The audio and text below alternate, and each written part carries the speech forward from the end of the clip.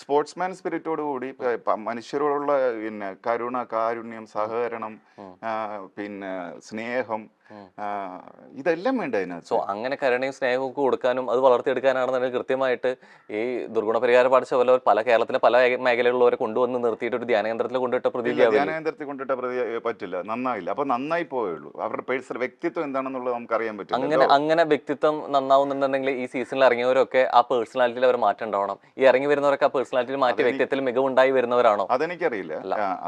അല്ലല്ലോ, ഒരിക്കൽ പോലും എന്നുള്ള രീതിയിൽ. കാരണം മറ്റൊരാളുടെ സാധനം ഞാൻ എങ്ങനെ അവർക്ക് മാറ്റം ഉണ്ടായെന്ന് ഞാൻ എങ്ങനെ പറയും?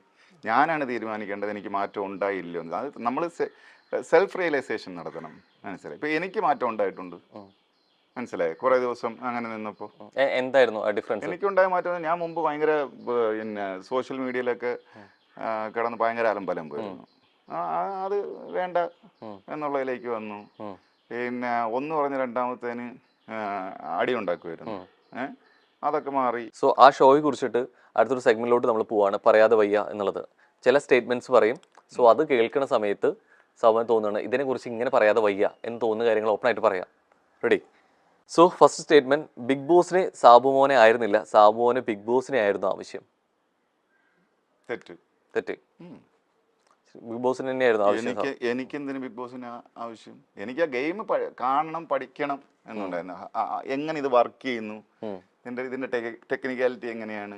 എന്നിട്ട് ഞാൻ അവിടെ നിന്ന് പ്രഡിക്റ്റ് ചെയ്യായിരുന്നു, ഇത് വെച്ചിട്ടുണ്ടെങ്കിൽ ഇത്രയും ക്യാമറ ആണ്, ഈ ക്യാമറയുടെ PCR കണക്ഷൻ ഇങ്ങനെയായിരിക്കും, അവിടുത്തെ ഇൻഫ്രാസ്ട്രക്ചർ ഇങ്ങനെയായിരിക്കും എന്നൊക്കെ ഇരുന്ന് അത് അറിയണം എന്നുള്ളത് ശരിക്കും ഒരു ആവശ്യം തന്നെയല്ലേ? അത് പഠിക്കാൻ കിട്ടുന്ന അവസരം അല്ലേ? ബിഗ് ബോസ്, ഞാൻ ഈ ബിഗ് ബോസിനെ പുറത്തു നിന്ന് പിന്നീട് പോയി നോക്കിയിട്ടുണ്ട്. എന്നെ വേറൊരു ഇൻഡക്ഷന് വേണ്ടിയിട്ട് അവര് സെക്കൻഡ് സീസണിൽ കൊണ്ടുപോയപ്പോ, സെക്കൻഡ് സീസണിലോ തേർഡ് സീസണിൽ കൊണ്ടുപോയി ക്രൂവിന് ഒരു ഇൻഡക്ഷൻ സംഭവമൊക്കെ ആയിട്ട്. അപ്പൊ ഞാൻ പുറത്ത് നടന്ന് ഇത് എങ്ങനെയാണ്, എന്താണ്, എന്തെല്ലാം സെറ്റ് സാധനം എല്ലാം നോക്കി കണ്ടു. ഒരു വിലയിരുത്തല്ല, നമുക്ക് കാണാൻ പറ്റുന്ന, പഠിക്കാൻ പറ്റുന്ന ഒരു സംഭവമാണത്. ഭയങ്കര വലിയ സെറ്റപ്പ് അല്ലേ? അടുത്ത സ്റ്റേറ്റ്മെന്റിലോട്ട് പോവാണ്. ബിഗ് ബോസ് മലയാളം സീസൺ 6 ഒരു രാജാവിലേക്കോ രാജ്ഞിയിലേക്കോ ഒതുങ്ങാതെ ന്യൂട്രലായി മുന്നോട്ട് പോകാൻ ഷോയുടെ ക്രൂ നന്നായി ശ്രമിച്ചിട്ടുണ്ട്. പലപ്പോഴും ഷോ കുറച്ച് ദിവസം കഴിയുമ്പോൾ ഒരു 40-50 ഡേയ്സ് കഴിയുമ്പോഴേക്കും ഈ പ്രിഡിക്റ്റ് ചെയ്ത് തുടങ്ങും അല്ലെ? സോ അത്തരത്തിൽ ആക്ച്വലി ഈ ക്വസ്റ്റ്യൻ എനിക്ക് ഉത്തരം പറയാൻ പറ്റില്ല. കാര്യം ഞാൻ റെഗുലർലി വാച്ച് ചെയ്തിരുന്നെങ്കിൽ മാത്രമേ എനിക്കിത് പറയാൻ പറ്റൂ. കാരണം കണ്ടന്റ് ഞാൻ കണ്ടിട്ടില്ല. അതുകൊണ്ട് ഈ ക്വസ്റ്റ്യൻ എവിടേക്കോ ഈ സീസൺ അൺപ്രഡിക്റ്റബിൾ ആയി പോകുന്നു എന്ന് തോന്നുന്നുണ്ട്. അല്ലെങ്കിൽ മുൻ സീസണിൽ എവിടേക്കോ ഈ പ്രഡിക്ഷനിലേക്ക് കാര്യമായിട്ട് പറഞ്ഞിരുന്നില്ലേ, ഈ ഒരു വ്യക്തിയിലേക്കോ അല്ലെ? അങ്ങനെ എവിടേക്കോ ഒരു പ്രഡിക്ഷൻ ഉണ്ടായിരുന്നില്ലേ? അത് ഓരോരുത്തരുടെ ഫാൻ ഫോളോയിങ് സംഭവം കാണുമ്പോഴത്തേക്ക് ഇന്നാള് ജയിക്കും എന്നൊക്കെ തോന്നാം. ഇപ്രാവശ്യം പിന്നെ ഈ പ്രഡിക്ഷന്റെ കാര്യത്തിൽ ഇപ്രാവശ്യം അങ്ങനെ ഒരു നല്ലൊരു പേഴ്സണാലിറ്റി എന്നൊന്നും ആരെയും അങ്ങനെ പറയാനില്ല, തോന്നിയില്ല. ഒരു ഗെയിമർ എന്നുള്ള രീതിയിൽ പറയാൻ തോന്നുന്നവര് ഇല്ല. ചുമ്മാ ഇടന്ന് അടി ഉണ്ടാകുകയാണ് ഗെയിം. അതുമില്ല. അതിനകത്തൊരു ബുദ്ധിയുടെയോ ഇതിന്റെയൊക്കെ ഒരു എന്താ പറയുന്നത്, സ്ഫുരണങ്ങൾ പോലും അങ്ങനെ കാണുന്നില്ല. ഞാൻ കണ്ടിടത്തോളം വെച്ചിട്ട് കണ്ടില്ല. ഇനിയിപ്പൊ ഞാൻ കാണാത്ത സമയത്തൊക്കെ നടക്കുന്ന കാര്യങ്ങൾ എനിക്ക് അറിയില്ല. ശരിക്കും ഇത് തന്നെയാണോ ഓരോ സീസൺ കഴിയും തോറും? ഇപ്പൊ ഫസ്റ്റ് സീസണിൽ കുറെ ഏറെ പരിചിതമായിട്ടുള്ള മുഖങ്ങളും വ്യക്തിത്വങ്ങളായിരുന്നു. ആരും പോകാൻ തയ്യാറായില്ല എന്നുള്ളത്. അത് എന്താ അതിന്റെ ഒരു കാരണം? തുടക്കത്തിലെ കണ്ട സീസണിന്റെ അത്രത്തോളം പ്രഭാവം പിന്നീട് കാണാൻ എന്താ വിഷയം എന്ന് പറഞ്ഞു കഴിഞ്ഞാൽ, ഇപ്പൊ ഇൻഡസ്ട്രിക്കകത്തുള്ള ഒരു ആരും പോകാൻ തയ്യാറാകുന്നില്ല. കാര്യം ഇവരുടെ ഇമേജിനെ എങ്ങനെ ഇത് ബാധിക്കും എന്നുള്ളൊരു മാറ്ററാണ്. ശരിക്കും നെഗറ്റീവ് ഷെയ്ഡ് വരുമോ? നെഗറ്റീവും പോസിറ്റീവും വരാം. ഇല്ലേ? കാരണം അങ്ങനെയാണെന്നുണ്ടെങ്കിൽ ഏറ്റവും വലിയ ഉദാഹരണമാണ് സാബു എന്ന വ്യക്തി. അത്രയും നെഗറ്റീവ് ഷെയ്ഡിൽ പോയി കഴിഞ്ഞിട്ട് പിന്നീട് അത്രയും പോസിറ്റീവായിട്ട് വന്ന ഒരാളാണ് അല്ലെ? പഠിക്കാൻ പോയ ഒരാളാണെങ്കിലും അവിടെ വന്ന് കളി കണ്ട് അതിനനുസരിച്ച് പോയ ഒരാളാണ് അല്ലെ? ശരിക്കും അപ്പൊ ഇതിന് രണ്ട് വശങ്ങളുണ്ട്. ആവണം.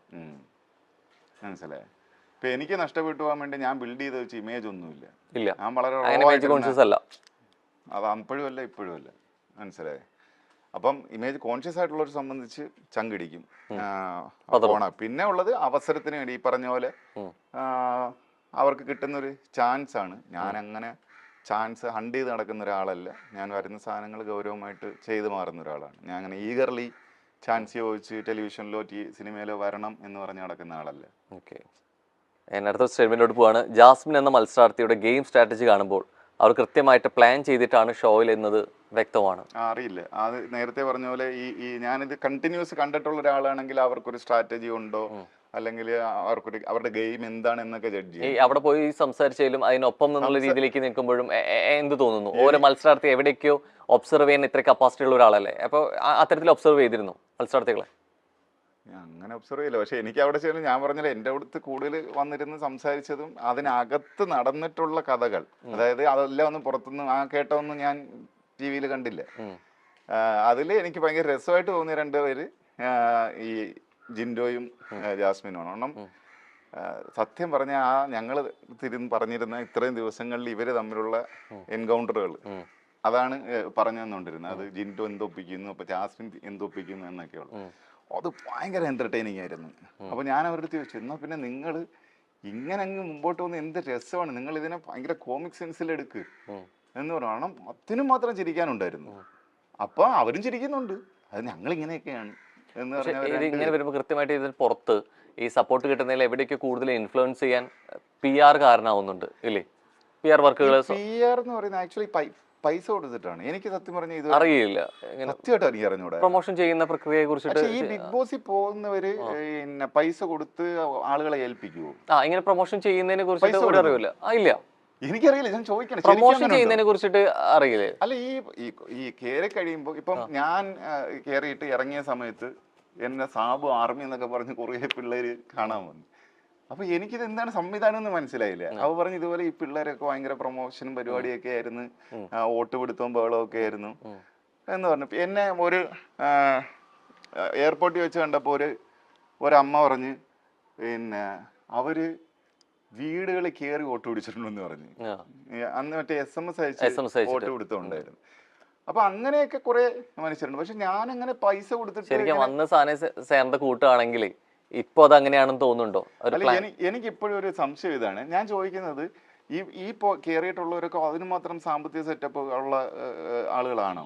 ഇങ്ങനെ പൈസ കൊടുത്തൊരു വലിയ PR കൂട്ടത്തിനെ ഉണ്ടാക്കി ശരിക്കും കിട്ടുന്ന വേദിയിലും അവസരങ്ങളുടെയും കുറെ കൂടി വലുപ്പം കാണുന്നുണ്ടെങ്കിൽ അതിനു വേണ്ടി കുറച്ച് ചെലവാക്കാൻ എന്തുകൊണ്ട് ആയിക്കൂടാന്ന് ചിന്തിക്കുകയാണെങ്കിലോ? അങ്ങനെ ചെയ്യാം. പക്ഷെ PR-കാർക്ക് ഈ കമ്പനീസിന് ഈ PR നടത്തുന്ന ഓൺലൈൻ കമ്പനീസ് അല്ലേ, നമ്മുടെ ഈ സോഷ്യൽ മീഡിയ ഇതൊക്കെ ആണല്ലോ ഇപ്പൊ PR. അപ്പൊ ഈ കമ്പനീസിന് പക്ഷെ ഈ ആളകത്ത് പോയതിനു ശേഷം ആൾ എന്തെങ്കിലും കാണിച്ചു കൊടുക്കണ്ടേ ഇവർക്ക് പ്രൊമോട്ട്? ശരിക്കും അങ്ങനെ ഉണ്ടെങ്കിലേ ആ കൊടുക്കുന്ന വിഷ്വൽസിലെ ഇപ്പൊ നേരത്തെ പറഞ്ഞ പോലെ രണ്ടുപേരും ഒരുമിച്ച് ചെയ്തുകൂടെ ചോദിക്കുന്നു.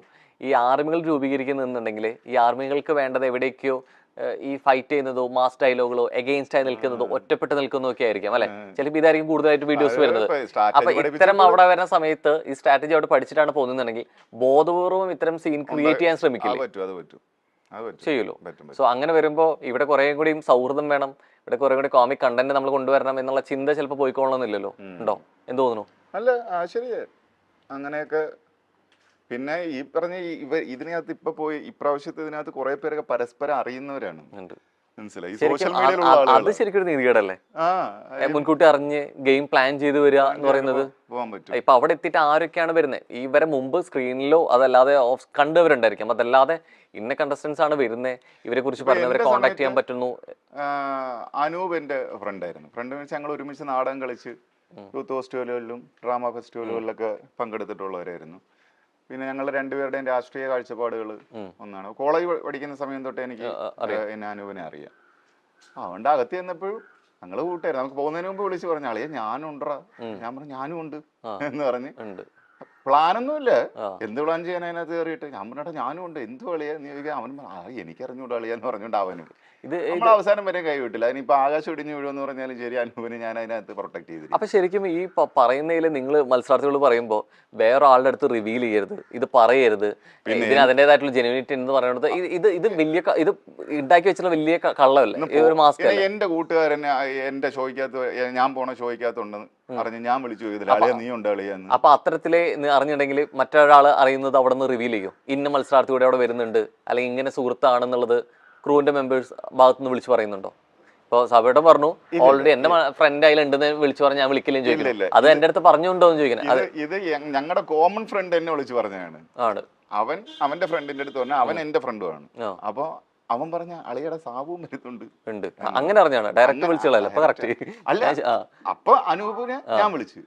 ഞാൻ നാളെ നീ പോകണം, നാളെ ഞാൻ പോകുന്നുണ്ട് പോകുന്നുണ്ട്. അങ്ങനെ ശരിക്കും അങ്ങനെ വന്നിട്ടുണ്ടെങ്കിൽ ഇത്തരത്തിൽ ഇപ്പൊ ജോഡികൾ ഉണ്ടാവുന്നതിൽ ഒരു പ്രീ പ്ലാൻ ചെയ്യാൻ കുറെ കൂടി ഹെൽപ്പ് ആവില്ലേ? എന്താ കുഴപ്പം? അപ്പൊ അങ്ങനെ വരുന്ന സമയത്ത് പിന്നെ എന്തിനാണ് ഇത്തരത്തില് ജനങ്ങൾ മണ്ടന്മാരാക്കുന്നത്? ഞാനൊരു കാര്യം ചോദിക്കട്ടെ, നമ്മൾ രണ്ടുപേരും കൂട്ടുകാരാണ്, പിന്നെ അകത്ത് വന്ന് കണ്ടെന്നിരിക്കട്ടെ, അകത്ത് വരുമ്പോ ഒരു ഭയങ്കര സർപ്രൈസ്, അയ്യോ അനൂപ് നീ ഉണ്ടായിരുന്നു, അയ്യോ സാബു നീയും ഉണ്ടായിരുന്നു എന്ന് ചോദിക്കുന്നു.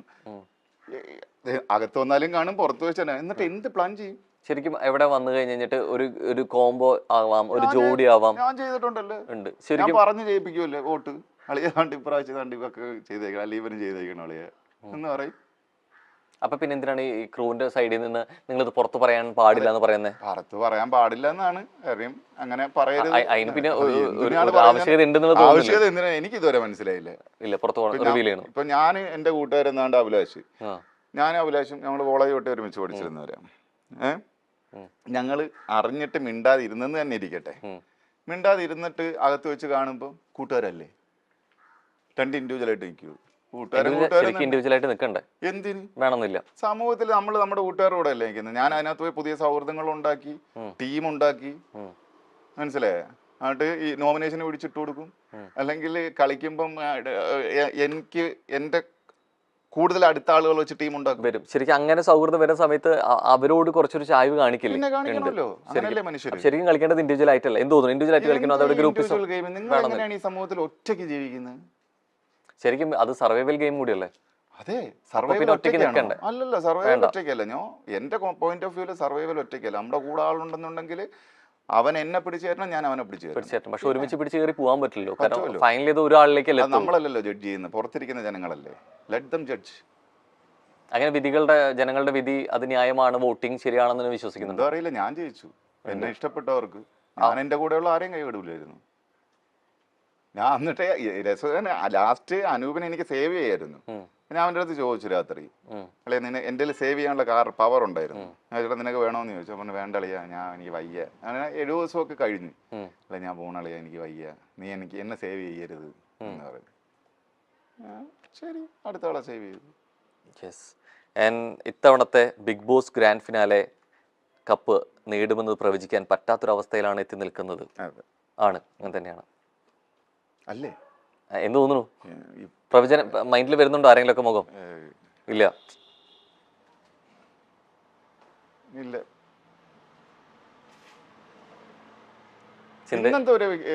ഇപ്പോഴൊരു എവിക്ഷൻ നടന്നില്ലേ? മിഡ് വീക്ക് എവിക്ഷൻ ഇന്നൊക്കെയാണ് വരുന്നത്. ആൻഡ് ബിഗ് ബോസ് മലയാളത്തിന് എത്ര വിന്നേഴ്സ് വന്നാലും സാബുമോൻ തന്നെയാണ് യഥാർത്ഥ BB കിങ് എന്ന് ഞാൻ പറയുന്നതിൽ എന്ത് അരോചകമായിട്ടുള്ള അങ്ങനെ ഒരു സ്റ്റേറ്റ്മെന്റ് പറയുന്നു. അതിനോട് എന്താണ് അഭിപ്രായം എന്നാണ് ചോദ്യം. അതിന് ഞാൻ റെസ്പോണ്ട് ചെയ്യുമല്ലോ.